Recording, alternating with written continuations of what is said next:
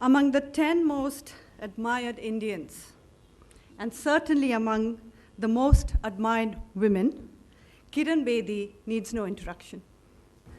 Ladies and gentlemen, please help me welcome Ms. Kiran Bedi, who believes that one life is not good enough.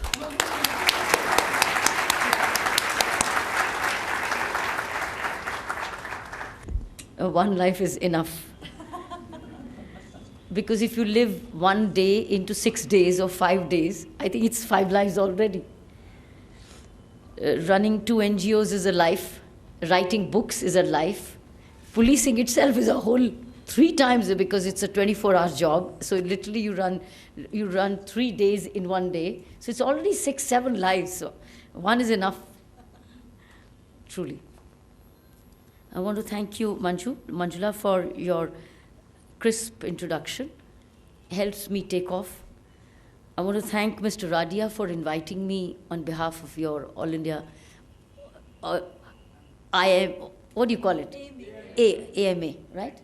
I keep saying IIM, and then I mix the two all the time because you're just across the street.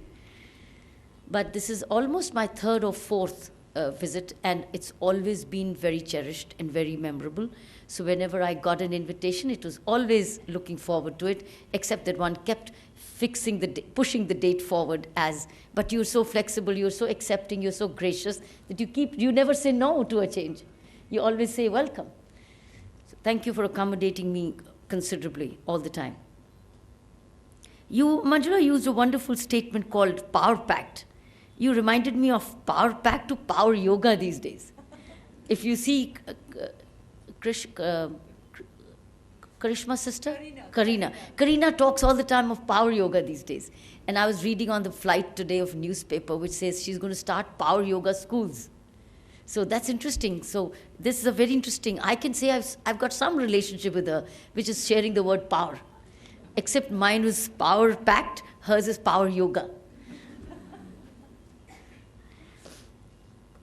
Thank you for sparing your time to be here this morning. I know it's a working day, and I'm surprised that all of you are here. What are you missing? Classes? You missing classes? I see some in uniform. Are you in classes? Missing classes? This is a class. This is a class. Oh, wow. That's excellent. So it's great that you are in a classroom and not missing classes, but in a classroom. But I thank the others who are probably missing some important work. You asked me to speak on teachers and parents. If this is the focus of this morning, then here are my views. I came across a little research which should set us thinking. It talks about, the heading is, Scruples Take a Back Seat with Young India. And you're all young India. Majority is sitting as young India, except the age group which is nearer me here is young India. And look what the research is saying, because my views are then, deductions are based on this research. It says, to excel at, this is what the research said, what the young India says. 26% said they want to excel at their profession, 26%. To yield power, 8%. To change things around, 14%. To be creative, 13%. To be famous, 10%. To have a simple and fulfilling life, 17%. And to have a lot of money, 12%. I'm quite surprised. It should have been 82%. This is what now if you see, to excel at my profession is 26%. To yield power is only 8%. That's why many of the youth is still not going into political field. To change things around is only still 14%. That's why we are letting things happen the way they are. It's by and large a status quo system. We are not able to get citizens together, youth together for youth movements. And see, it's only 14%. To be creative is only 13%. It is this 13% which is leading the entrepreneurial creative drive, out of which how many are in Gujarat and how many are in Rajasthan and how many in Maharashtra, I think would vary substantially. So where is creativity coming in, from which state would be higher, would be a subject of further research. Imagine to be famous is only 10%. That is why we are literally having a citizenry which is quiet and fine with whatever is happening, because being famous is very, very challenging. To have a simple life and fulfilling life is, I'm surprised, it's only 17%. And to have a lot of money is 12%. Now, 30%, most important out of this is 30%, which is very alarming, which is also very consistent with what is stated above. 30% is ready to compromise family life. It's ready to compromise family life to achieve the professional skill. This is one very alarming, that out of this, 30% at any cost for professional achievement is willing to sacrifice family life. 31% also willing to sacrifice happy health and leisure for somehow achieving what they want to achieve in profession. And 26% is very interesting. Imagine 26% is one of the highest in this scale, is ready for unethical shortcuts to achieve any ends.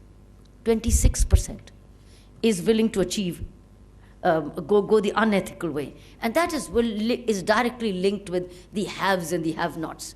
The haves wanting to compromise and take to corrupt measures, while the have-nots have nothing to offer anyway. So this is what set me thinking, is of the 26%. Now, having been a police officer and an NGO myself, I see youth in two forms every day. We work in the slums, and what Manjula said, it's 10,000 beneficiaries. These 10,000 beneficiaries are all coming from villages and the slums. And I see absolutely deprived children and youth which don't have proper adequate health care, access to health care, access to transport, access to educational institutions, access to polytechnics, access to education in a sense, and even access to good parenting. They're literally living off the streets. If you go to slums in villages, let's say, I'm not talking Gujarat villages. Maybe Gujarat villages are cleaner, better provided for. I'm looking at Indian scenario. And I'm looking even at Delhi. I don't have to go very far at the outflungs of Delhi. I work in the Navjyoti works in the slums, and I see very large deprivation of a mass of Indian children and Indian youth, which is the youth of tomorrow. I also see, when I go across the length and breadth of this country, like you sitting here, is a great potential. So on one hand, I see deprivation. On the other hand, I see huge potential, which is sitting right here. We don't have to go beyond outside this. Look at the huge, vast potential you're sitting here, which has the potential for creativity and change and nation building. So on one hand, because you have access to what is happening here. You have access to great institutions like these. You have access to great colleges, and you have parents who are providing you quality education. So these are the two dichotomies and contradictions which are going along in this country. I'm sure you see it in Gujarat too. If you go into poorer areas and you go into larger urban areas, you'll see huge deprivation amongst those who are left out and those who have it all. So that's where the potential is. But I've also seen great potential in this deprived area where we run our schools. We have set up in the on 15th of August, from these poor children, we set up a scholarship scheme where we would pick up the brightest for everything. We found somebody singing so well, somebody running so well, somebody drawing so well, somebody so creatively in different ways, somebody so brilliant in education, somebody so good in mathematics. We found so much of potential in this deprivation. But that potential could not be surfaced out because of absence of opportunities. So you see potential across the length and breadth of this country, but one potential is getting the boost, the other potential is lying subdued and hidden. Since we are on the subject of teacher and parents and education, I do believe that what is taught in the classrooms today will shape the face of the Indian society future. It's not only what is taught. It is content plus how it is taught. Now, how it is taught, you and I know how it is taught. Most of us, even in our very highly paid, interesting schools, barring few, is rote learning. Isko rat lo, isko yaad kar lo, isko छोटी सी वो ले लो, best of important questions ले लो, याद कर लो, रटा लगा लो और जाके लिख दो, और उसके बाद कुछ नहीं ज़रूरत याद रखने की, क्योंकि प्रमोशन तो मिल ही जानी है. So in schools we have rote learning, खूब रट्टा learning, which is not creative at all. So even in where we have potentials like you, or potential hidden, the what is being taught and how it is being taught is not involving, is not emerging the maximum potential in us. Let me give you my instance of my education programs. In the college and the universities, since I was a tennis player, as introduced, I was missing classes about 5 months in a year. I had to self-teach a lot. And because the season of tennis tournaments begins with the summer and the monsoon behind, almost from this month. By the way, I won a national tennis championship in Ahmedabad. In fact, my first national tennis championship I won was in Ahmedabad in 1974, when Ramanathan Krishnan and I won it here. So I used to travel these 5-6 months. I had to be a teacher myself. So I could not get that direction of the teacher directly, kisko ratta laga lo. So what did I do? I used to pick up my subjects of the month, topics of the month, go to the library, pick up books myself, and do self-education. So I had to educate myself to go back and take my examinations. While my friends were just learning those little books to pass the examination, I was now educating myself. This was the difference between self-education and rote learning. Now, we were all coming from very good families in our schools and colleges. But how we taught ourselves, or how we were taught, shaped our own destinies. While I started to self-educate, being inquisitive, if I was reading about the Indian freedom movement, I wasn't doing rattas. I was trying to understand what happened behind the Indian independence movement. Why did so-and-so, why did such a particular freedom fighter sacrifice his or her life? Why did India surge at that time to take on the might of British? How? It wasn't a rote learning. It was understanding. So this is one statement, the opening statement here I like to make is that what is taught in classrooms will decide what will happen in the society tomorrow. And that is why teacher's role is so critical. Parents' role comes, but the manner in which the teacher teaches and what the teacher teaches is going to shape the society of tomorrow. So teacher's role, just as police officers' work at the beat level, is so critical for picking up one clue or one information, and you can stop a whole bomb blast. Similarly, a teacher can, by the method of teaching and the contented teaching, can create creative leadership, entrepreneurial leadership, ethical leadership by the manner the teacher teaches. The content being the same. The content is pretty good. In India, some of the content in our books is excellent, but we got a very good national curriculum policies, we got some great schools, we got some great teachers, we got some great syllabuses, and you also see Government of India and state governments pumping a lot of money. There are scholarships, there are lots of schemes. But the key is the teacher, how committed the teacher is. So we have to refocus. My next thought is that we need to refocus that are we teaching for an examination or are we teaching for a development? Now you all are studying here. Are you teaching, learning only to open a business or run a business? Or are you learning for a whole growth of your community or growth of your society or of personal development or looking at India as a growth? Are you opening up your mind to a larger growth, or are you looking at that entrepreneur from that? I learn about 50, 60, 70 or 1 lakh per month. Usse I'll buy a car, etc., etc. What is the larger responsibility? So is it going beyond examinations to teaching for understanding? Where the teacher can make a great mark in teaching is teach collaborative thinking, teach experiential thinking. Like for instance, teach teamwork. This is taught a lot in America. If you teach, many projects are given to students which compel teamwork, which compel leadership. Here, एक project दे दिया और वो mummy daddy का homework हो जाता है. It is not that person's homework, वो mummy daddy का homework, and most of all it's mummies, and if it involves some other difficult subject, then it is daddies. But they take the turns. But the project is made by the parents. It's not researched by the student, by and large, or it is an individual project. Where it is students, it is his or her individual. It's not team. It's not team building. In that, where everybody plays a role. Outstanding schools are bringing in team spirit, where they're giving projects where you have to work and everybody has to contribute equally. So it is collaborative and it is experiential. Experience is missing in our projects. We research sometimes from the Google or the internet and we are ready, but there is nothing experiential. There's nothing experiential about it. They are far removed from theory to practice. They do not know really the suffering and the pain.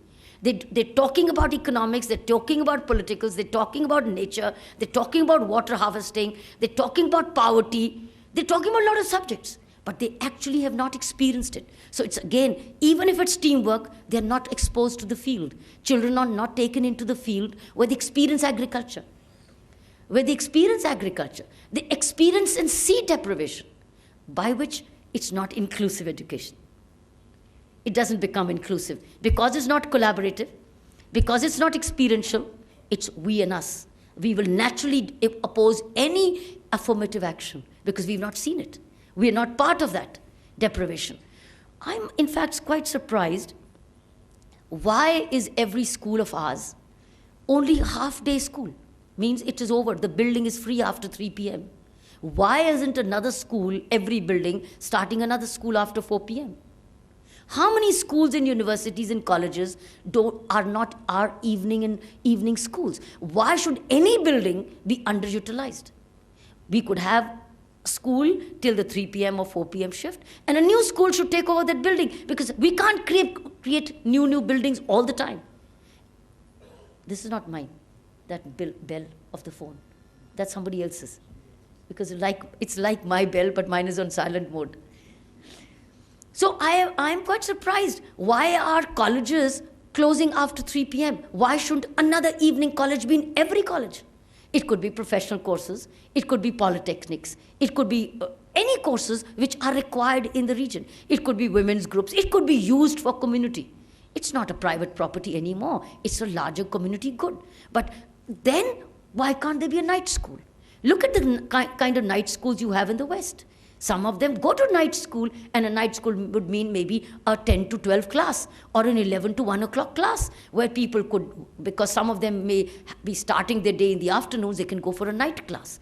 Imagine every educational institution or education 3 times over being used.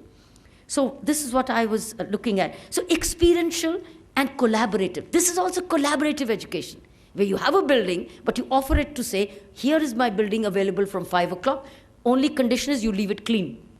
You leave it as clean as I've given you. So it's a clean to clean takeover. It's like a responsible sharing. I think this can be done so interestingly in Indian society. I have seen municipal schools in my slums. I've seen municipal schools in the villages. They never offer to an NGO. Say, nahi, wo aap kaun hai, hum kaun hai, ye to Hindustan, Pakistan hai. It's no collaboration. So you can't even suggest to the government that after this time, and where do I run my schools? I run my schools in the gullies. I run my schools on the street lanes. I run the schools under a tree. I run a school in the juggi. I don't have a building. But that building is lying empty after 3 p.m. and it's just locked, and then probably pigeons fly inside, and a chowkidar probably drinks alcohol after 4 p.m. when he sleeps, or he does all. So you in fact need to secure the premises and pay another chowkidar to look at the security of the building. Research further shows, my friends, that learning skills, since I talked to you about experiential, where you experience and share the children, train the children to say, see, pain, you want reward?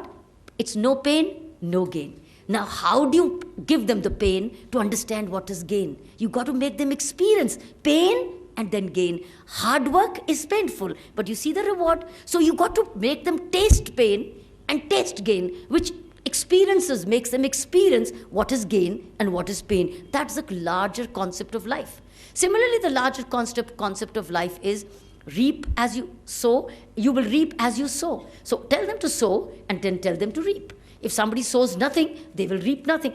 That is how they learn the life of hard work and reward. So reap as you sow. Then you teach them the concept of time management. Look, You were a baby then, you got another baby girl, a sister, you're big, that child will become big like you. You see your brother, or sister, they gone big. You will also become big like that. Similarly, you see your parents, you will also become old one day. So you are not going to stop being this. You're going to grow like that. You see good leadership, you see good management. So this is how you have to show them by example. How time flies. And if you let the time go, so it's all experiential learning. This is what teachers teach. Parents may teach, parents may preach, but teachers would teach. But teachers won't teach. Teachers would make them learn. It's like experiential learning, collaborative learning, which will make the difference. As research shows, professional skills like the intelligence quotient, where we always make them cram for exams, it only serves 20% of your life needs. 80% come from elsewhere.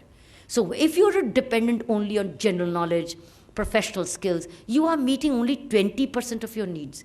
80% of your needs, so that means you get only 20% of your happiness and 20% of your success.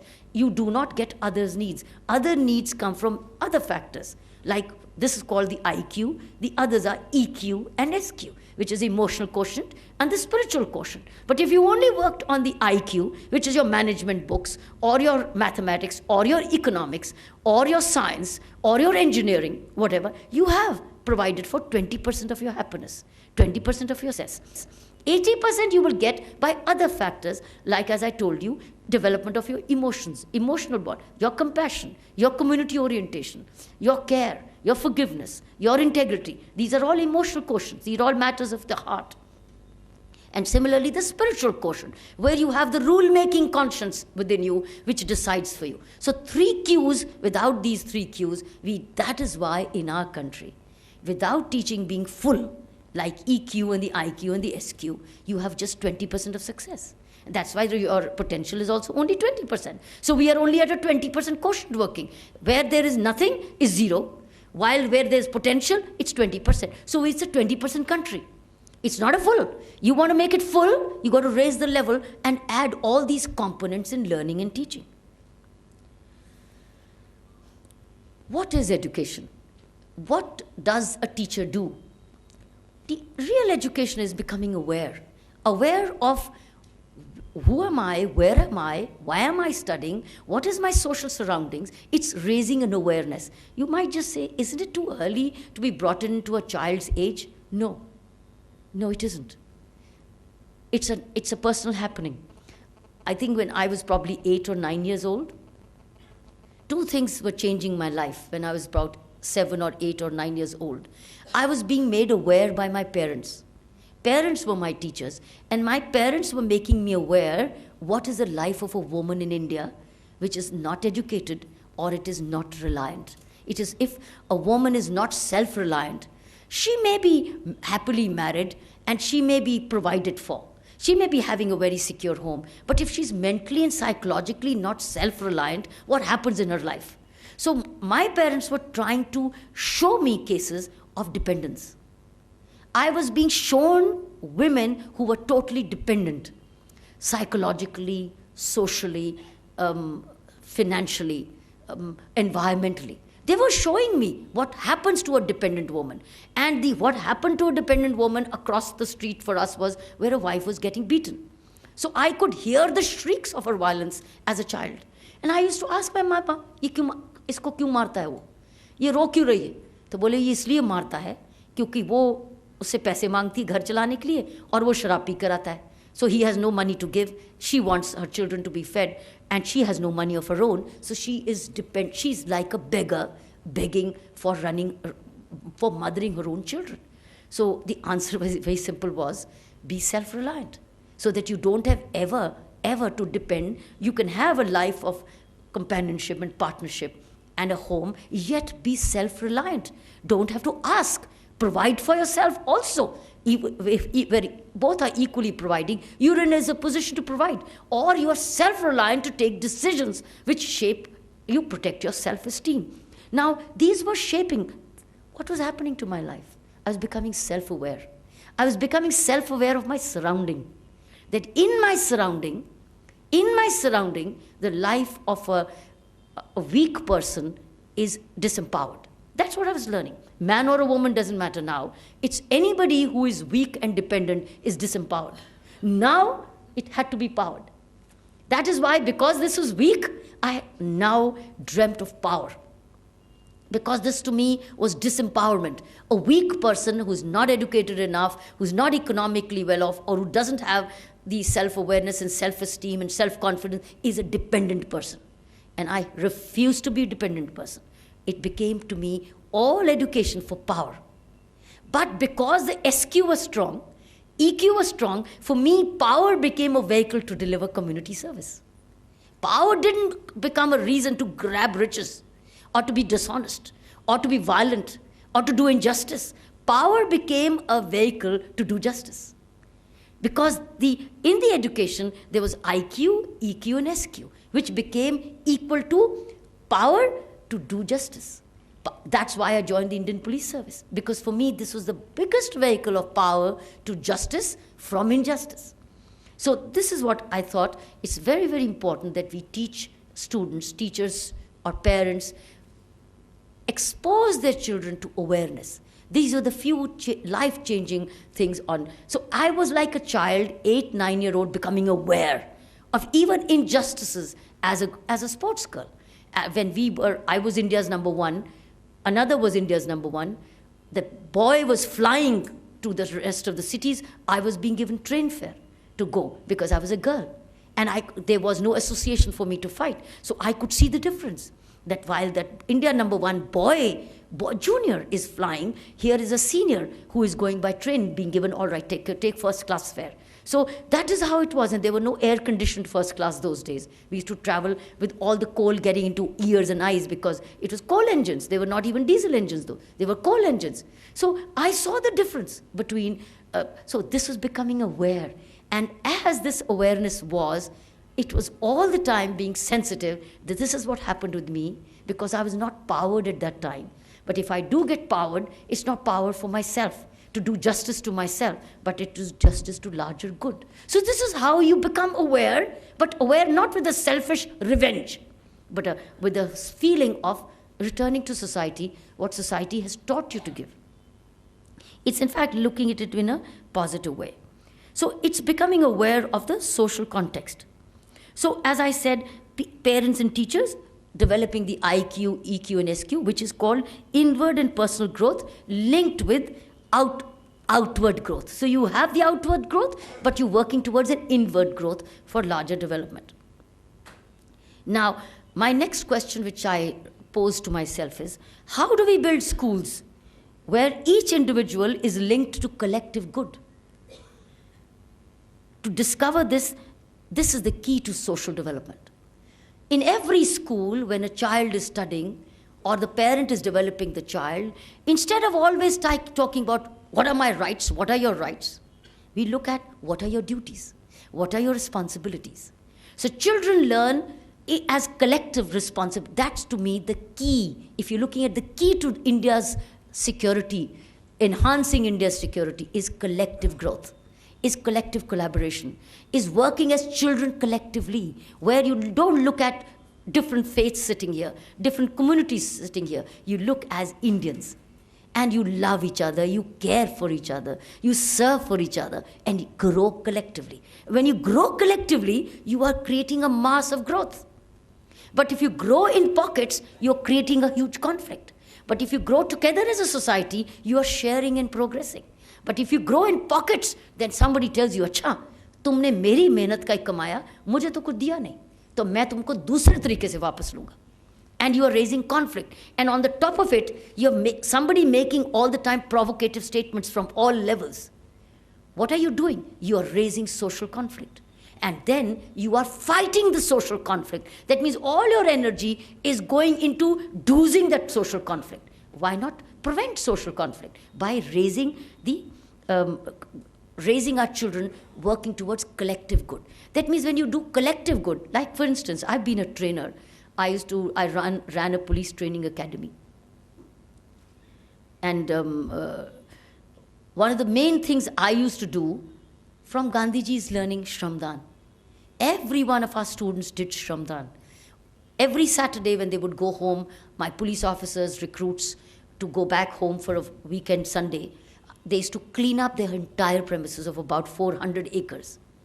Each one had a patch of land, each one had a classroom, each one had something to clean. They would clean it up, including the fans, cleaning up before they go home. And they left the premises clean. All the sweeper had to do was sweep the floor on Sunday, and they came to a brand new class every day. How many schools and colleges do Shramdan? Many colleges and schools I've visited, they've got tracts of land lying barren. Why can't we plant trees on them collectively and collectively look after them? Why can't we collectively keep them green, collectively keep our premises clean? I've been to many schools and colleges where walls are full of pandans, peaks. They collectively make it dirty. Instead of making it collectively clean, we make it collectively dirty. Large premises of very interesting national institutions, they've got tracts of land which are just probably garbage here or there. Same garbage can be made into manure. Why are we buying manure from outside? Why can't we make manure within with the same garbage? We have so many messes running in every school and colleges. Why not create manure out of that and put it back into the greenery? Experiential learning, collaborative leadership. This is how you share those moments. So police officers, when they started to do collaborative Shramdan, somebody was cleaning with a broom, somebody had a duster, it changed them. It changed them from within. Then when they went back home, they didn't look at their wives, that this was the monopoly of the wife. They started to do sharing even at home. And वो पूछने लगे, आपको क्या हो गया? तुमको किसने सिखाया कि घर में भी काम मदद करते? Who's taught you to help at home? Then they said, oh, ये नया पुलिस ट्रेनिंग का शक्ल है जो पुलिस ट्रेनिंग में ये भी सिखाया जाता है कि घर में भी मदद करते हैं. So they all were getting a new concept of police training where it is helping the other. It's shaking hands. So it's a key to social development. So it's basically focus on making learning happen for all with constant evaluation. We are never into re-evaluations. We need to constantly continue to evaluate what's going on with our learning. Evaluation is the key, and re-evaluation, only then would you move forward. Like for instance, if, for example, the new generation, unless it sees a movie on Gandhi, or unless it sees Mahatma, my son, unless it sees Vivekananda and other Sardar Patel movies, they would hardly know very little. Why can't we make these absolutely compulsory for them to see at least visually a freedom fight? Because we are having a whole new generation which is not emotionally linked with 15th of August. It's not emotionally linked with 26th January. It only thinks it's unfurling a flag, and if you are in an occasion, sing the national anthem, otherwise just sit at home. Because you've already celebrated 15th of August on 13th of August, and you've already celebrated 26th January and 24th January in the institution. What is 26th standing for? How many of us would keep the television on when you have such an event coming on the television? Because we, at the school level, never got emotionally connected with our past, emotionally connected with the sacrifices of the past. We have no more history. There's no more induction of a new student. Look at the corporate world, what happens. When you join a new private sector, which is very critical about what people it involves, it reinducts people. It tells them about the history of the organization. It tells them what, like for instance, I would believe that if you would join Microsoft, it would tell you the sacrifices of Bill Gates. It would tell you the creativity of Bill Gates and his partners. It will tell you how they worked from a small table to a multi-billion-dollar organization. They will tell you history. They will not disconnect you. And only then will you feel linked. Google does that. All these large, which are continuing to grow and make profit, they connect you emotionally to the organization. I want to know, are the schools connecting our children emotionally to the country? When they're not, then how do you blame? Who do you blame? Who do you blame? Because the children are not. So what? हो गया तो गया, आज बड़ा एक और छुट्टी मिल गई. ये नहीं, that this is the day of Thanksgiving. This is the day to celebrate and remember those who gave us a country, a largest functioning democracy. People who sacrificed their lives invisibly, unknown, went into the jails, their families finished, their property ruined, they getting injured, unknown, unsung, they've all gone. So my friends, this is another point, is that if we want to go in for, it's a constant evaluation. That means if we are finding that there is no emotional connect with the students, we need to take them back to history. My own Navjyoti organization, which is 20 years old as an NGO, every time I induct a teacher or an employee, the first job of the administrator is to connect them with 20 years of this organization. And 20 years ago, when I started Navjyoti, I started a drug abuse treatment program from a car garage. From a car garage, there were patients being treated. And I had 8 car garages, which I had taken from the police station, whereas the district I was in charge. So instead of taking a barrack, because I couldn't take the patients into a barrack because that was required for policemen, I took 8 garages. And we were treating drug addicts from police station garages. Now we have a hospital, an indoor treatment hospital, but it should not be taken for granted. So they have to be told, be grateful for the patients and the teachers and the counselors, that this is how you've got. And this is not our earned money. Somebody's continued to donate money. That is how we built it. So linking them with gratitude and an emotional connect to any, even an institution. I went to inaugurate, there was an annual day of a school function, which is just outside Delhi. And they were celebrating the Founders' Day. Can you believe it? They were celebrating the Founders' Day. And I just got an instinct in asking the students, tell me who was your founder? They did not know the name of the founder. And I said, but you are celebrating Founders' Day. Don't you know the name of the founder? Then they did guesswork. Koi kisi ka naam le, koi kisi ka naam le, koi kisi ka naam le. So I asked the school, which was pretty embarrassing, because I was invited by the principal, and here was the principal's students who didn't know the name of the founder. And then I asked them, that, do you have a founder's photograph in this school? Somewhere, that they are the ones who founded the school. They had the vision for you to have this beautiful school. They did not even have a photograph of the founders. Then they said, they promised to me, saying, then we narrated the Founders' Day. Somebody old came and narrated the story of the founder, and then they said, oh yeah, we have a photograph there, we'll put it there. Imagine such a disconnect. Here is a beautiful building, best of library, best of the playgrounds, best of the computers, a great city, a part of the city, yet do not know who founded their school. So my friends, this is what I'm trying to say. Moment you do this, you trigger the change. Moment you do collaborative education, experiential education, awareness education, you are triggering a change. And as I said, I do believe the environment is promising, because everybody wants education. Every parent wants education.